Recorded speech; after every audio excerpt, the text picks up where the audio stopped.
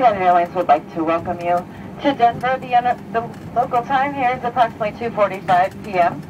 We'll be taxiing for a few more minutes, so please remain seated until the captain has parked the aircraft at the gate, turned off the seatbelt sign, and the doors open.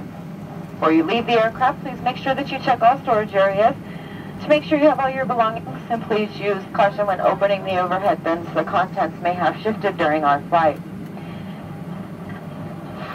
If you are continuing on this flight to Seattle or making any other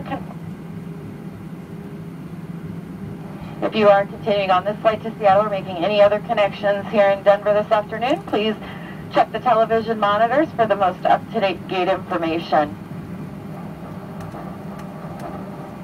It's now safe to use your cellular telephone and other small handheld electronic devices. Please make sure everything else is stowed and turned off until we get to the gate and the doors open.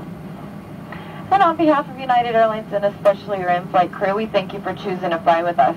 It's been our pleasure having all of you on board, and we certainly hope you choose us again in the future. Thank you so much and have a great day.